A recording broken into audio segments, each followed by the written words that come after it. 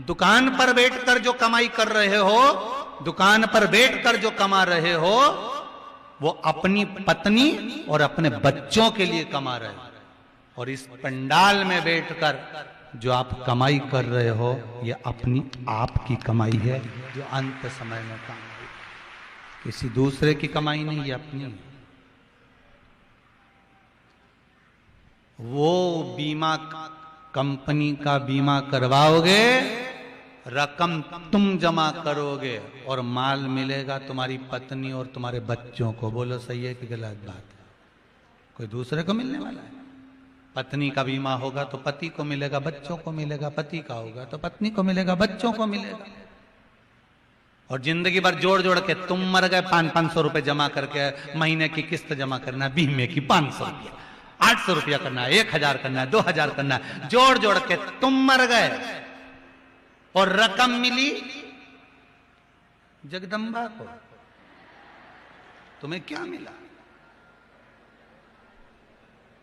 एक बीमा वो जिसकी रकम तुम्हारे मरने के बाद तुम्हारी पत्नी और बच्चों को मिलती है, और एक बीमा ये ब्रज तारा कॉलोनी में पाठक परिवार द्वारा कैंप लगाया गया है, ये बीमा का कैंप है। इसमें आकर एक बार बीमा करवा लो, इसकी रकम किसी दूसरे को नहीं मिलती, मरते ही अपने हाथ में आ जाती है तुरंत।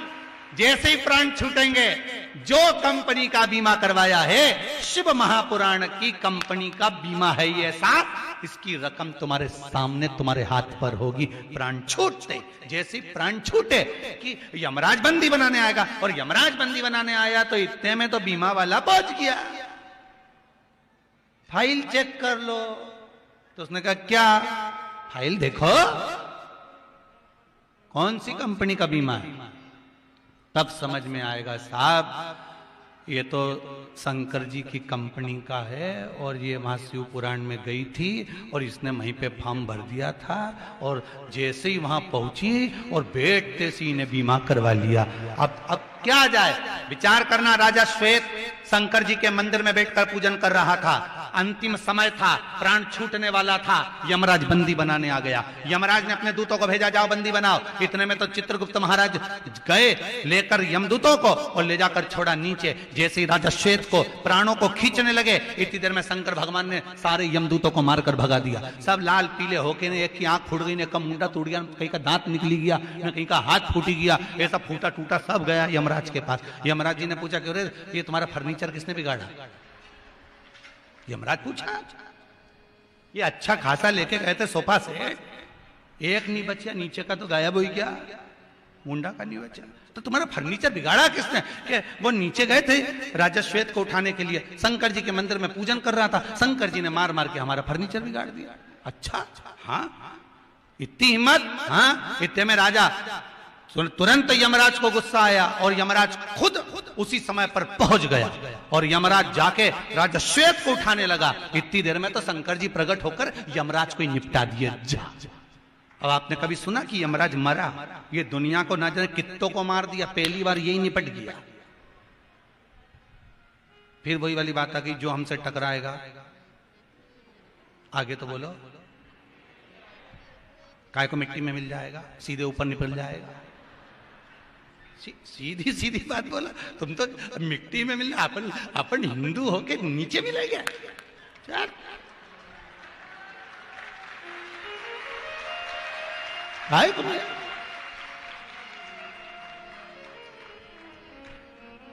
अब मर गया, यमराज मर गया। इतने में तुरंत चित्रगुप्त महाराज ने कहा, यमराज की बेटी को बुलाया, मृत्यु देवी टूट पड़। और जो मृत्यु देवी टूट पड़ी तो इतने में तो भगवान शंकर ने देखा ये आ गई, और भगवान ने उके भी निपटा दिया, वो भी निपट गई, सब पड़ गए। सूर्य नारायण भगवान रोने लगे, मेरा बेटा चले गया, मेरी पोती चली गई।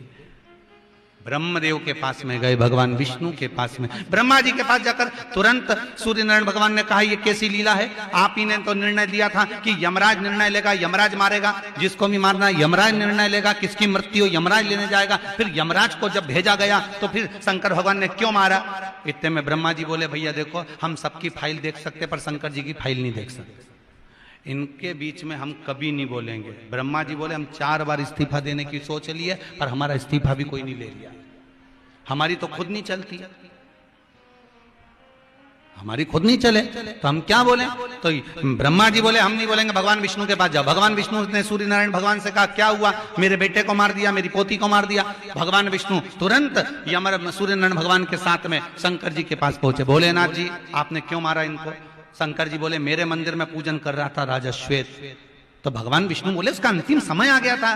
तो भगवान शंकर ने कहा भले अंतिम समय आ गया था, थोड़ी देर रुक नहीं सकता था, जैसे मंदिर से निकलता निपटा देता, पर मंदिर के अंदर क्यों मारा नहीं समझ में आया मेरे को, मैंने निपटा दिया जा। सूर्य नारायण भगवान से पूछा भगवान विष्णु ने क्या चाहते हो।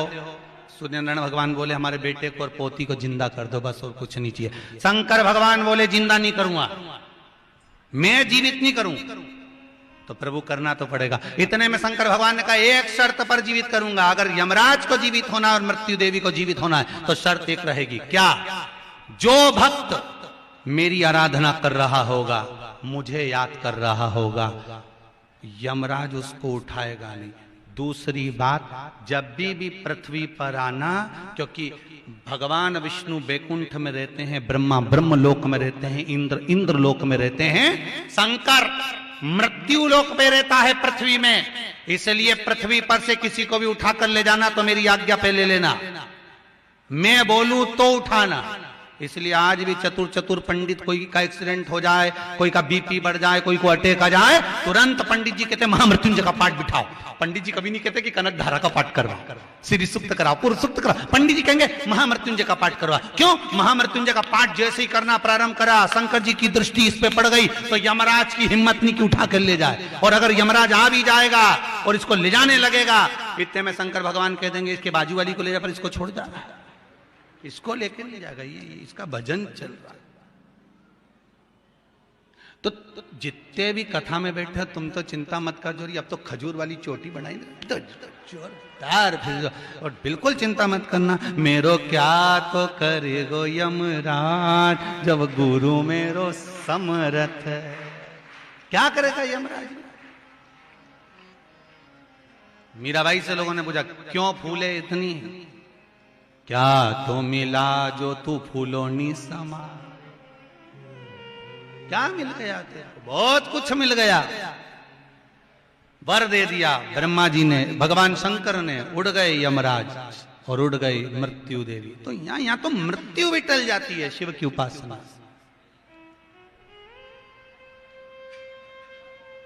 किस्मत वाले हो आप सब, भाग्य वाले हो, मिल रही है शिव पुराण। आज कितने दिन की हो गई? कितना रह गया? 4 रह गया, बचपन, जवानी, अधेड़ी और बुढ़ापा, केवल 4। और बचपन खेल में खोया, जवानी नींद भर सोया, बुढ़ापा देख कर रोया, सिराने मौत हंसती है। जय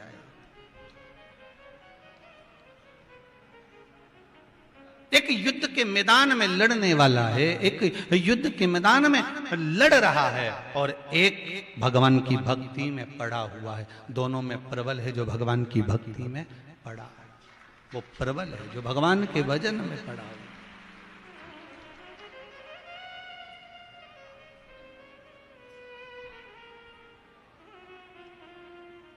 हमें घबराना नहीं। भगवान शिव के भजन में अगर आप जा रहे हो, भगवान शंकर की भक्ति में अगर आप डूबे हुए हो, शिव उपासना में अगर आप लगे हुए हो, शंकर की करुणा, शंकर की उपासना अगर आपको मिल रही है तो जीवन का सुख प्राप्त हो।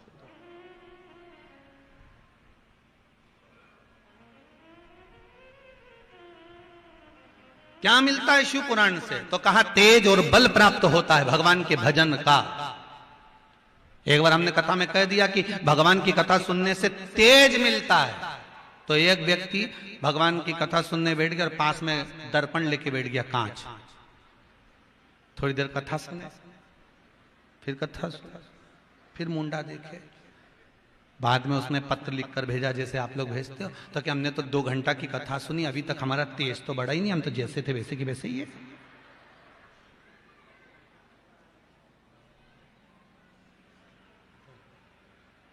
अरे भाई, भोजन करते से ही शरीर में खून आ जाता है क्या?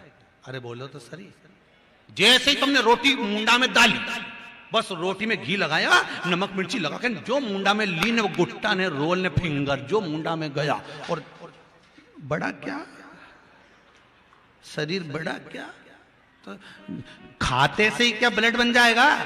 नहीं ना, थोड़ा समय तो लगे।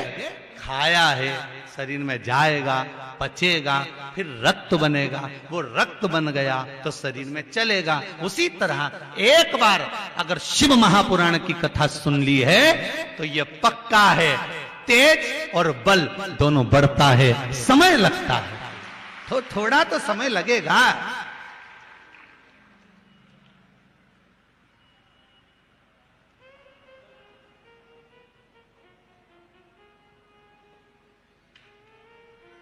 थोड़ा थोड़ा समय तो लोगों ने बहुत बहुत डरा देते हैं लोग, मालूम, इतना डरा। मैं शुरू में जब वो वैक्सीन लग रही थी ना, तो लोगों ने इतना डरा दिया, ने तू इंजेक्शन लगवाएगी ना, थारा तो हाथ ही काम नहीं करेगा, नहीं यूंच पकड़ी राम यूंच। लोग कितना डरा है, फिर कह दिया कि वैक्सीन लगवाओगे तो बुखार आ जाएगा, ने ये आ जाएगा, ने वो आ जाएगा। कहीं नहीं आए। लगवाई कि नहीं लगवाई तुम सबने? जम के तो बोलो। जीजी ने लगवा ली, वो हाथ उठाओ जरा, और पड़ोसियों से निवेदन है पास वाली को देख लेना, जी ने नहीं उठाया, वो क्या अभी लगवाना। देखा कि नहीं देखा? एक बार वापस उठाओ जरा, जीजी ने लगवा ली। अच्छा, पड़ोसन के देख के मत उठा ली जोरी, धर लो धर लो धर लो। कई बार हो जाता है पड़ोसी को देख के काम बिगड़ जाए, हो जाए। एक बार एक बहुत एक पतिव्रता धर्म का पालन करने वाली बेचारी नारी थी, पति को परमेश्वर मानती थी, पति के चरणों को बहुत नमन करती, प्रणाम करती। एक दिन धान कूट रही थी, धान कूटते कूटते और इसके पति ने आवाज लगाई, अरे सुनती है। इतने में पति ने जैसे ही आवाज लगाई, इन्हें धान का जो मूसल था ऊपर छोड़ दिया, वो हवा में टंग गया, और ये दौड़ के पति को पानी पिलाने चली गई। पड़ोसन बैठी थी इसके पास में, पड़ोसन ने देखा गजब हो गया, हवा में कैसे टंग गया? ये वापिस आई, इन्हें हाथ में लिया, फिर कूटने लगी। इसने पड़ोसन से पूछा, क्यों ये हवा में कैसे टंग गया? इसने कहा, बस पति के चरणों को प्रणाम करती हूँ, पति जो बोलता है वही भोजन बनाती हूँ, पति जब जीम लेता है उसकी जो झूठन होती है वही मैं खा लेती हूँ, पति के बर्तन को बाद में मांझ कर रख देती हूँ। तो उसने सोचा ऐसा करने से ऐसा होता है। हाँ, अब ये भी चली गई। इन्हें भी अपने पति से कहा, सुनो है जी। पति बोला, क्या है? तुम घर के बाहर जाना, और सुनो, घर में अंदर आओगे ना तो मैं तुमसे पूछूंगी क्या क्या खाओगे, तुम बता देना, जो तुमको अच्छा लगेगा वही बनाऊंगी। पति ने मन में सोचा, 40 साल शादी के हो गए, आज तक नहीं पूछा जाने, आज जिंदगी में पहली बार ना जाने कहां से अकल लेके आई है, क्या पता सीवर वाला महाराज की कथा में गई थी क्या, भगवान जाने। पहली बार अकल लेके आई। और सुनो, तुम जो जो बोलोगे ना सब बना दूंगी, और तुम जब जीम लोगे ना उसके बाद तुम्हारी थाली में भोजन करूंगी। हाँ, और सुनो, बाद में तुम बाहर जाओगे, वापिस आओगे, मैं तुम्हारे चरण दबाऊंगी हो। और सुनो, फिर तुम वापिस बाहर जाओगे, आओगे, मैं धान कूटूंगी, मेरा मूसल जब ऊपर रहे तुम खिड़की में से झांक लेना, जैसे ऊपर जा वैसी आवाज लगाना, अरे सुनती है, मैं उसको छोड़ दूंगी। इतना जोरदार मैजिक होगा, तुम देखना, वो हवा में टंग जाएगा, तुम देखना हो। अभी ये तो देख के आ गई, और देख के आने के बाद जो चालू कर दी महाराज, रिटर्न बढ़ल बा, अभी चालू हो गई।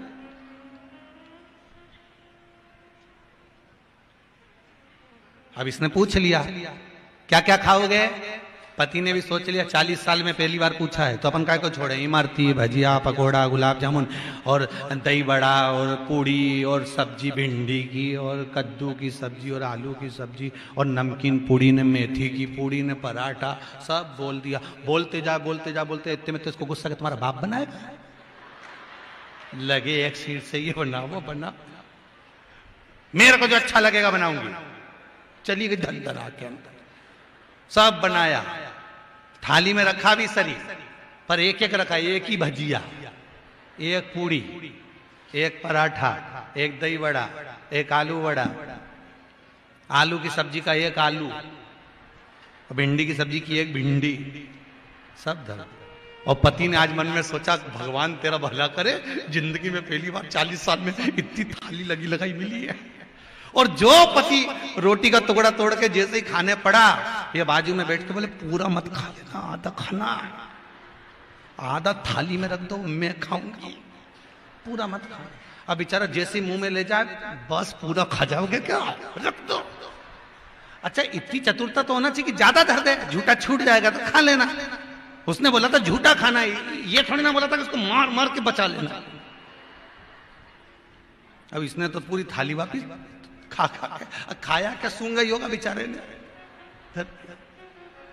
अब उसने खाया पिया, चलो अब तुम सो, मैं तुम्हारे चरण दबाऊंगी। तेम पति बोला रेन दे दादा, रेन दे, तू तुम्हारा चरण मरण मत दबा।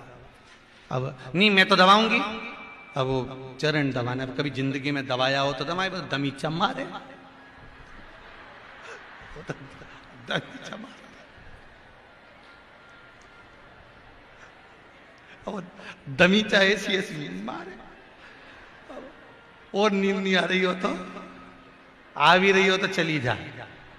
जैसे माताओं की आदत रहती है ना, पहले के जमाने में छोटा सा बच्चा उठ जाता था तो माताएं लोरी गाकर सुलाती थी, सो जा भैया सो जा, लाल पलंग पे सो जा। पहले की माताएं लोरी गा के सुना। आज के जमाने में अगर बच्चा रात को जग जाए तब माताएं लोरी गाए, सो जा। इतने में वो तो नहीं सो जो बाजू में सो रहा हो, नहीं बहरू, वो ठीक जा। और उठते से बोले अरे ओ चंद्र घंटा, ये तरफ पाहु पड़ू, सो जान दे, कल ऑफिस जाना है, तू सो जा, शांति। अब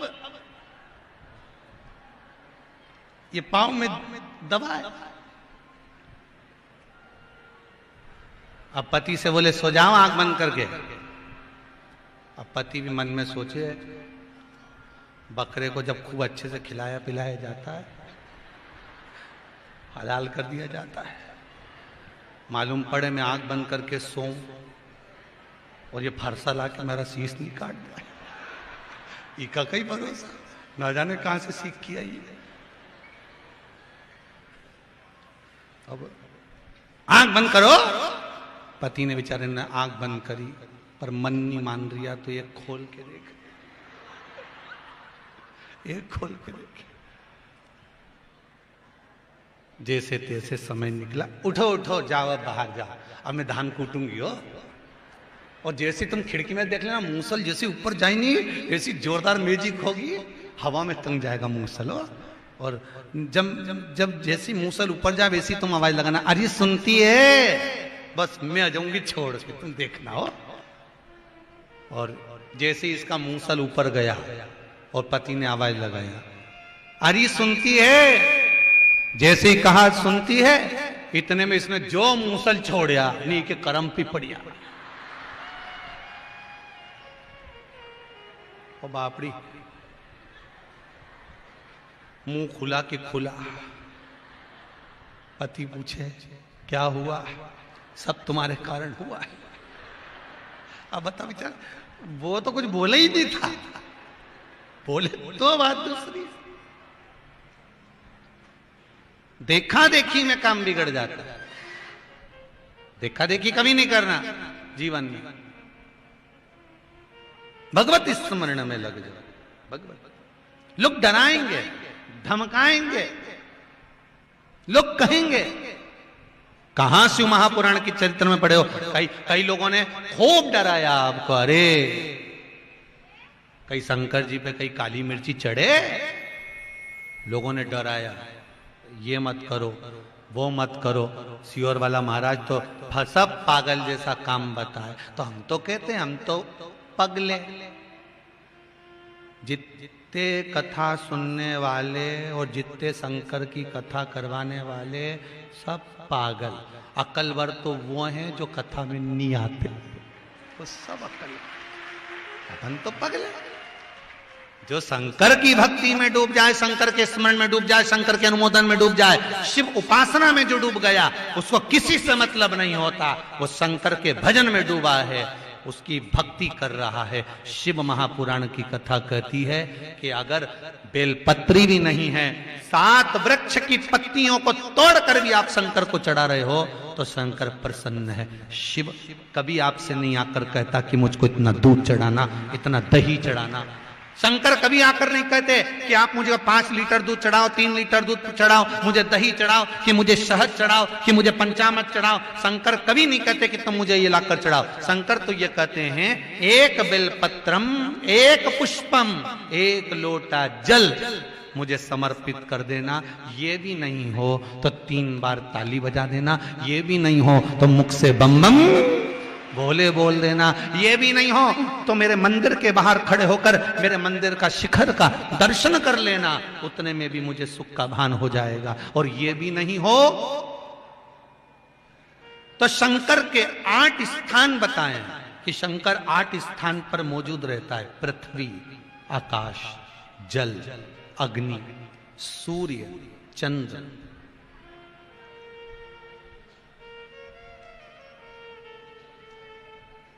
सूर्य, चंद्र, बेल, पीपल, आंवला आदि आदि। और साथ में कह दिया जो शंकर की भक्ति में लगा हो, जो शिव की उपासना में लगा हो, जो शंकर का स्मरण कर रहा हो, या जो भगवत भजन में डूबा, जो यजमान भगवान शंकर की भक्ति में डूबा हो, वो भी शंकर ही है, उसका भी स्मरण कर सकते। कितना सुंदर कहा है। शंकर जी के मंदिर से अगर कोई लौट के आ रहा हो तो उसका बस दर्शन ही कर लो, बहुत है। आपको लग जाएगा कि शिव मिल गए।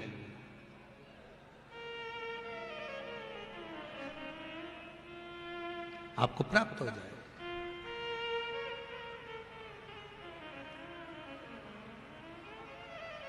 सब रखा उसने।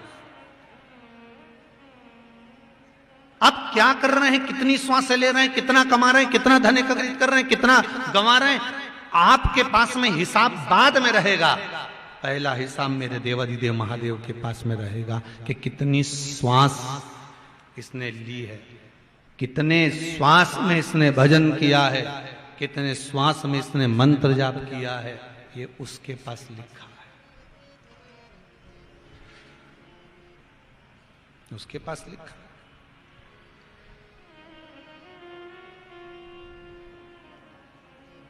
तो कहते हैं तो शिव क्यों ना मिलेगा। महाराज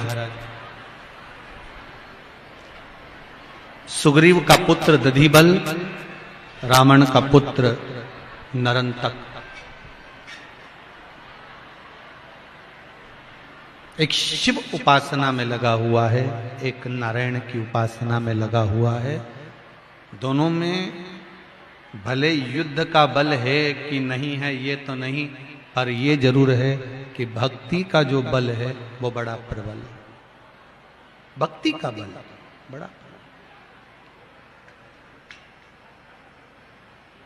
और भक्ति का बल कभी कम नहीं होता।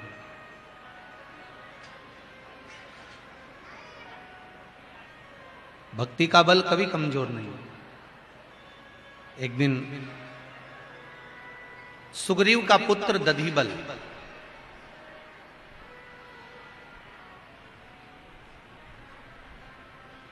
घूमते घूमते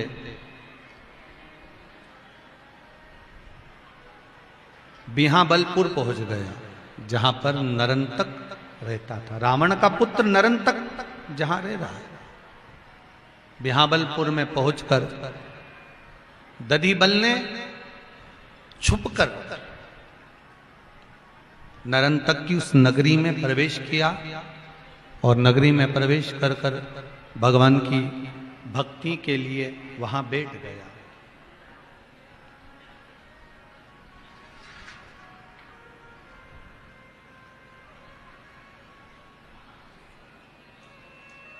अब भगवान की भक्ति के लिए बैठ तो गया, एक जगह पर स्थिर भी हो गया, पर जब एक गुरु जी को मालूम पड़ा कि यहां जो नरंतक विद्या अध्ययन कर रहा है, भजन कर रहा है, स्मरण कर रहा है, वहीं पर ये दधिबल भी बैठा हुआ है और छुपकर बैठकर ये भी साधना कर रहा है।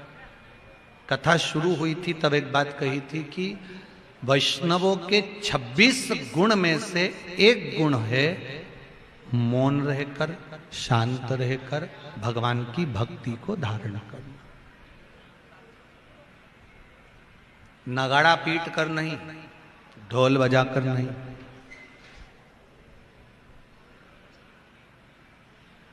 भगवान की अविरल भक्ति को प्राप्त करने का एक साधन है, और वो साधन है मौन रहकर भगवान की अविरल भक्ति में डूबना।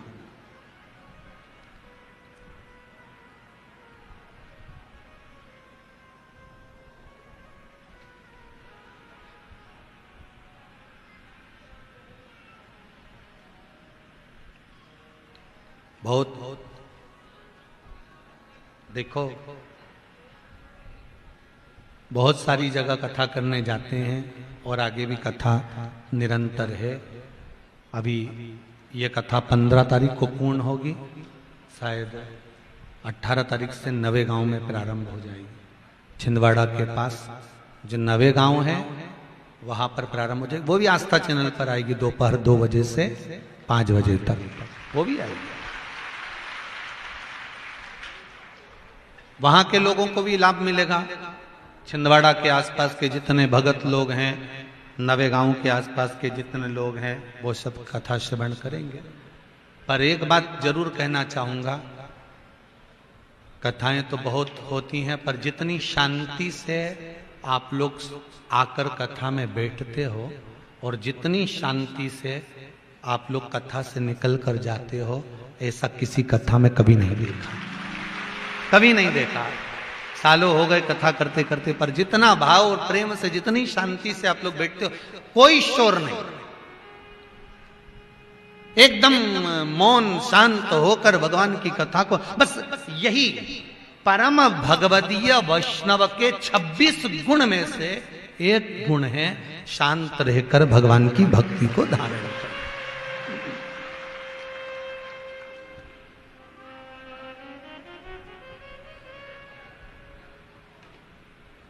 भगवान की भक्ति को धारण करना, उसके सिवाय कुछ। और महाराज नारंतक की नगरी में प्रवेश कर गए दधिबल, और दधिबल ने जाकर जब कथा का रसस्पान स्वादन करा, थोड़ा बहुत भगवान की भक्ति को मौन होकर श्रवण किया, बल प्राप्त कर लिया भगवान की भक्ति का। दधिबल ने करा क्या था? सुग्रीव के बेटे ने एक काम करा, वो नारायण का उपासक था, भगवान विष्णु को मानता था, पर नरंतक की नगरी में नरंतक शंकर जी की आराधना करता, शिव की उपासना करता, शिव का पूजन कर कर जब निकल कर जाता तो जाते जाते उसका दर्शन कर लेता।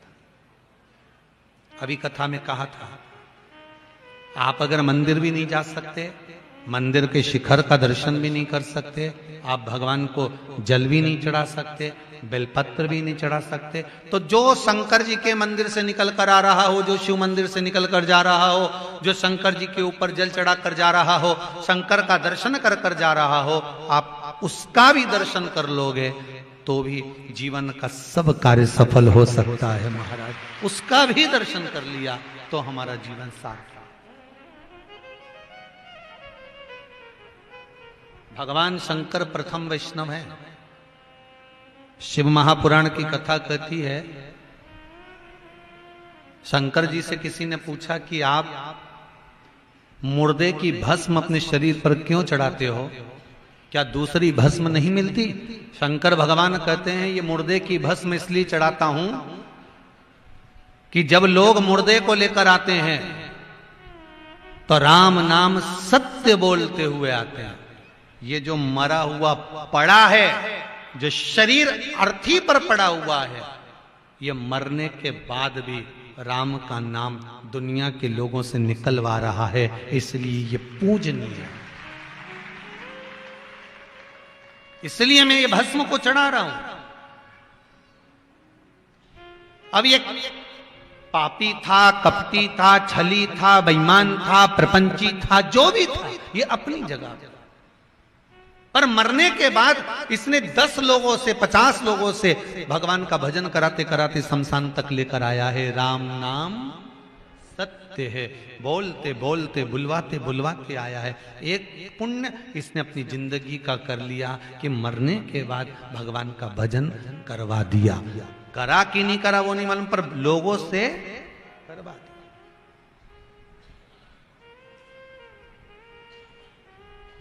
अब कितना विचित्र शरीर है, जरा विचार करिएगा। बंदर मरे तो उसकी खाल काम आ जाए, भैंस मरे तो उसका चमड़ा काम आ जाए, पशु मरे तो उसका चमड़ा काम आ जाए, हाथी मरे तो उसका चमड़ा काम आ जाए, शेर मरे तो उसका चमड़ा काम आ जाए, पर ये झूठेला, ये शरीर इतना पापीड़ा है कि मरने के बाद कोई काम करनी, जो अच्छी अच्छी चीजें काम की है वो तो निकाल ली जाए, बाकी कहीं की आग लगा दी जाए, किसी काम करनी। और सबसे ज्यादा खर्चा भी अपन इसी पे करते हैं। 60 रुपए का साबुन से नहाओ, 150 का क्रीम पोतो, 250 रुपए की पेंसिल लाइन खींचो, उसके बाद 750 रुपए की डब्बी से पोतो, फिर वो नीली पीली से इनके लगा। कितना खर्चा कर रहा है। फिर बाल में एक एक मोती को ऐसे,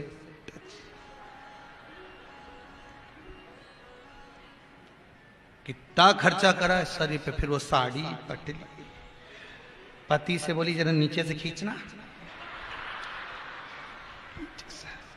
बापड़ा उसके चरणों में बैठ के ऐसे खींच रहा जैसे लक्ष्मी जी की चरण।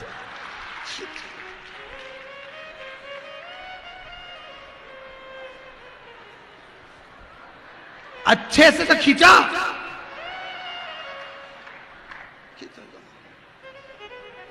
पीछे से देखो, पीछे से, और मेरी सैंडल उठा के लाओ, मैं ऊपर चढ़ के देख लूं नीचे तो ये बापड़ा बेचारा सैंडल के ऐसे ला दिया जैसे भरत जी राम जी की खड़ाऊ ला रहा है।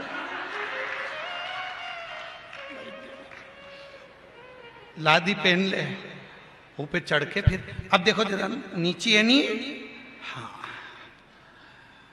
अब के माला कस दो, थोड़ी मारी गिरी जाएगी। अब उसका मन करे पूरे गला नहीं दबा दो था।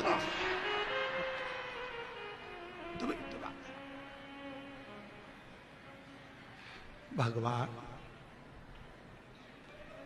ये चंद्र घंटा और ये बेरू की जोड़ी, ऐसी कृपा करिए भगवान। अब बोले उसका केवल दर्शन नरंतक शिव आराधना कर कर आ रहा है, उसका केवल दर्शन दधिबल कर रहा है, सुग्रीव के बेटे।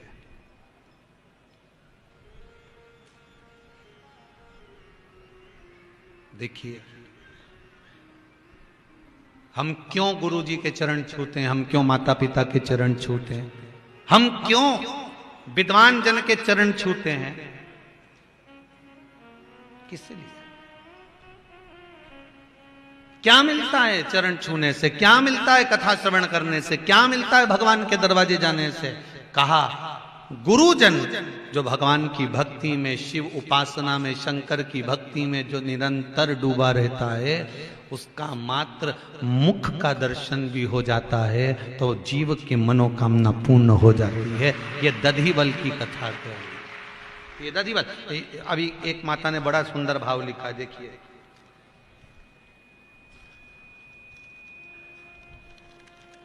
कोई भाई ने लिखा है, रामेश्वर जी राठौड़ हैं, कोई कहीं बैठे हों तो हाथ उठाएंगे। आप ही हैं? दोनों हाथ हिलाएंगे एक बार। आप ही हैं रामेश्वर जी राठौड़? आपने लिखा है गुरुजी, मेरे छोटे भाई की किडनी डॉक्टर ने खराब बता दी थी, यही लिखा है ना आपने? उनको बॉम्बे हॉस्पिटल इंदौर में भर्ती किया गया। डॉक्टर ने कह दिया किडनियां गड़बड़ हो गई हैं, किसी काम की नहीं है। तभी मेरे पुत्र ने टीवी के माध्यम से शिव महापुराण की कथा सुनी है। उसने एक उपाय निकाला और वो उपाय रुद्राक्ष के पानी का था, जिसको करना प्रारंभ करा तो बॉम्बे हॉस्पिटल के डॉक्टर भी आश्चर्य में है कि जो किडनियां डैमेज हो गई थी, बेकार हो गई थी, वो वापस काम करना कैसे प्रारंभ करें। बैठ जाइए, बैठिए। जो किडनियों ने काम करना बंद कर दिया था, जो डैमेज हो गई थी, पूर्ण तरह से जो खराब हो गई थी, तो वो किडनियां वापस कैसे काम कर रही हैं, ये बॉम्बे हॉस्पिटल के डॉक्टर भी आश्चर्य में पड़े हुए। महाराज, ये केवल आपका विश्वास, शिव की आराधना। लोग कहते हैं, कई लोग कहते हैं कि गुरुजी कथा में बताते हैं, उपाय बताते रहते हैं, टोटके बताते रहते हैं। ये टोटके नहीं है। जैसे कोरोना की बीमारी के लिए इंसुलिन, वो इंजेक्शन, वैक्सीन जरूरी है, उसी तरह यदि संसार में जन्म लिया है तो जीवन में दुख तकलीफ हर एक व्यक्ति को है। शिव महापुराण में वेद व्यास जी ने जो लिखा है उसको अमल करोगे तो ये वैक्सीन का काम कर जाएगी और आपकी जिंदगी संवर जाएगी। एक पत्र और बड़ा सुंदर आया है, उसको भी पढ़िए।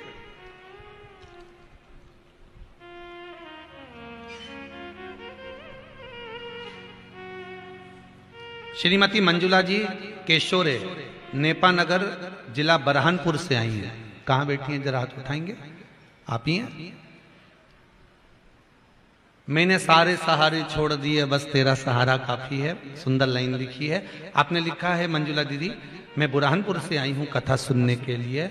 हम लोग यहाँ रुके हुए हैं कथा श्रवण करने के लिए। मेरे बेटे की इंजीनियरिंग की पढ़ाई 1 साल पहले खत्म हो चुकी थी, कहीं नौकरी नहीं थी। बहुत प्रयास करा, जगह जगह इंटरव्यू दिए, पर नहीं हो पाया। तब मेरे किसी रिश्तेदार ने कहा कि शिव महापुराण की कथा टीवी पर आ रही है, आप उसको श्रवण करो और कोई उपाय करो।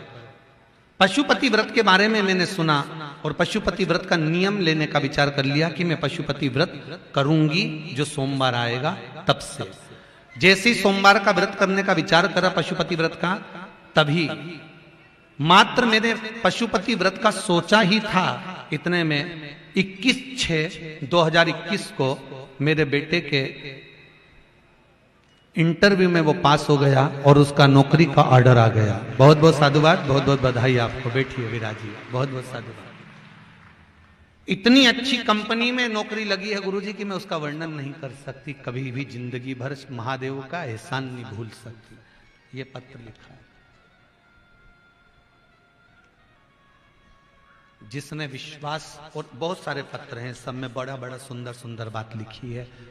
पढ़ेंगे उसको जैसा जैसा समय मिलेगा उसके अनुसार। रोज नए नए पत्र आते रहते हैं, छोड़ जाते हैं, फिर आते हैं, फिर पढ़ लेते हैं।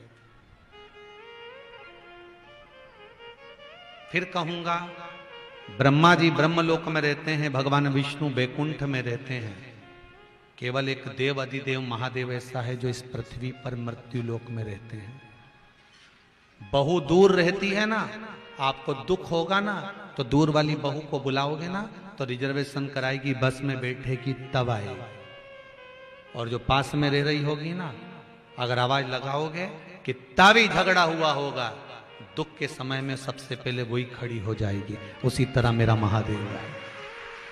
मेरा महादेव उसी तरह से ब्रह्मा ब्रह्मलोक में रहते हैं, इंद्र इंद्रलोक में रहते हैं, भगवान विष्णु बैकुंठ में रहते हैं, पर मेरा देव अधिदेव महादेव, मेरा शंकर कंकर के रूप में सब जगह विराजमान है, केवल दिल से पुकार लेना, तुम्हारे दुख में सामने आकर खड़ा हो जाएगा, एक क्षण में तुम्हारे सम्मुख में खड़ा होगा। केवल उसका विश्वास, उस पर भरोसा पूर्ण होना चाहिए। और जितने लोग टीवी पर कथा सुन रहे हैं, मोबाइल पर सुन रहे हैं, फेसबुक यूट्यूब पर सुन रहे हैं, उनसे भी कहूंगा, कथा तो सुन रहे हो पर विश्वास रखकर सुनना। यह वैष्णव शिव महापुराण की कथा खरगोन नगर से चल रही है, आपके भीतर वैष्णवता का भाव जागृत करना। दधिमुख नरंतक का केवल मुख देखता था, दधिबल केवल नरंतक का मुख देखता था, जो शंकर जी का पूजन कर कर आता था। वैष्णव ये भी है, वैष्णव ये भी है, पर शिव आराधना का स्मरण कर कर जो आ रहा है, उसका मुख देख कर आ रहा था।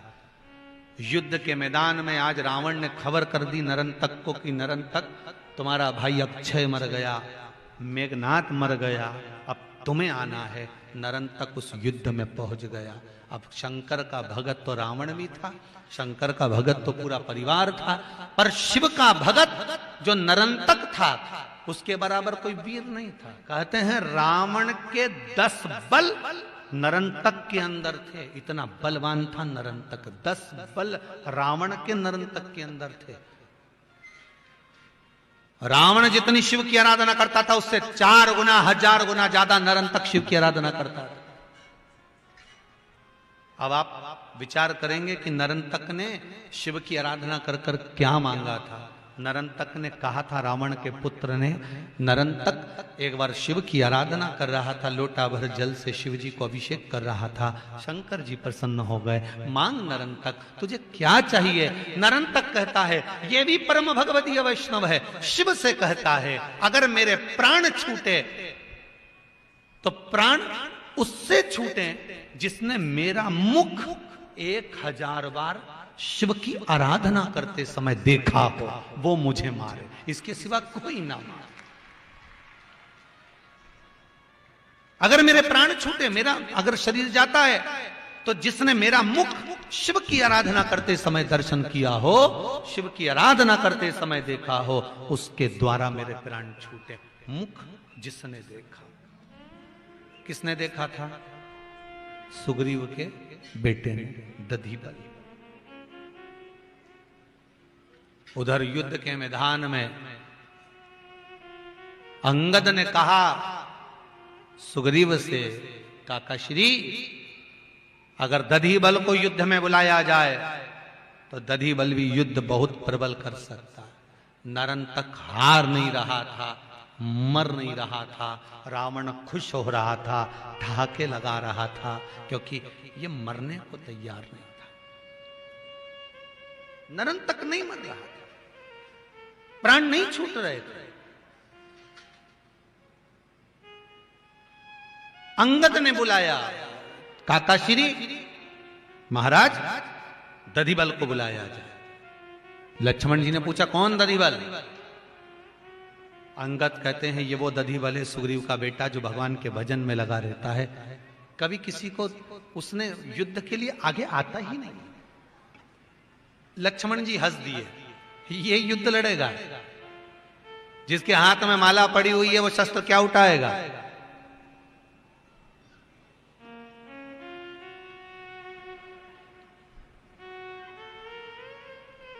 जिसके हाथ में माला पड़ी हुई है वो शस्त्र क्या धारण कर सकता है? जिसके मुख में भजन हो वो शस्त्र क्या चला सकता है?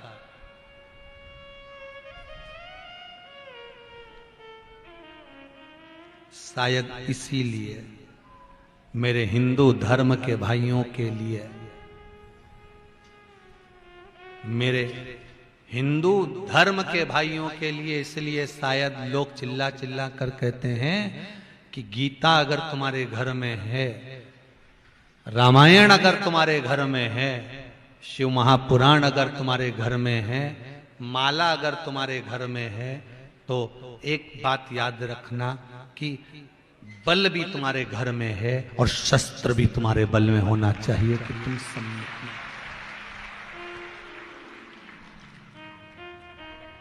जब वक्त पड़े, समय आए, जब इस राष्ट्र को, इस भारत की भूमि को तुम्हारी जरूरत पड़े, पीछे मत हटना। जब इस भारत भूमि को तुम्हारी जरूरत पड़े, इस भारत माता को अपने लालों की जरूरत पड़े, तब एक लाल नहीं, पूरा विश्व का एक एक छोटा छोटा बच्चा भी एक सैनिक बनकर इस भूमि की रक्षा के लिए खड़ा रहे। तो बल बुलाओ दधिबल को। दधिबल को बुलाया गया। लक्ष्मण हंस रहे हैं, लक्ष्मण मुस्कुरा रहे हैं, ये क्या करेगा? और लक्ष्मण की हंसी को देखकर दधिबल को बुलाया गया। दधिबल का मान नहीं घटा। दधिबल आया, लक्ष्मण हंस रहे थे, लक्ष्मण मुस्कुरा रहे थे।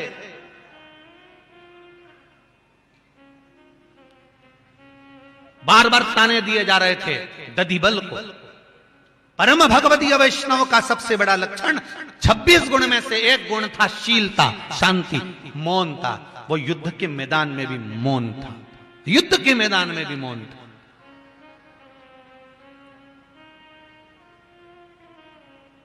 कथा बहुत विस्तार है।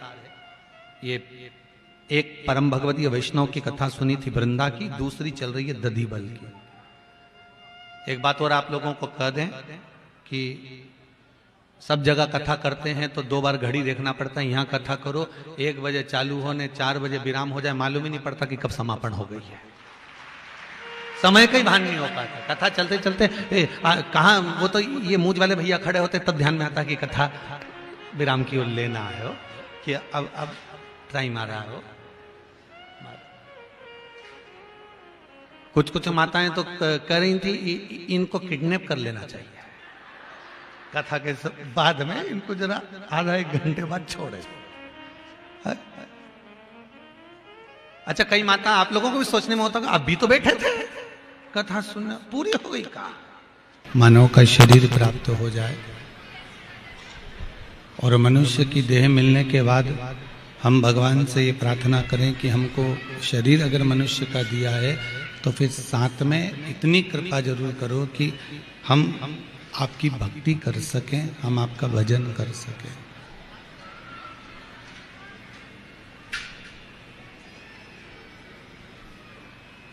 क्योंकि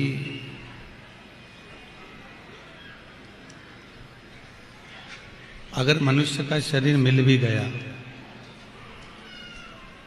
मानव का शरीर मान लो अगर प्राप्त भी हो गया, और शरीर प्राप्त होने पर अगर भजन नहीं कर पाए, भगवान का स्मरण नहीं कर पाए, तो फिर ये मानव का शरीर पाना ही बेकार है। एक कठिन है मनुष्य का शरीर और दूसरा कठिन है भगवान का भजन। बड़ी मुश्किल से तो शरीर मिलता है, और अगर शरीर मिल भी गया तो बड़ी मुश्किल से भगवान का फिर भजन हो पाता है।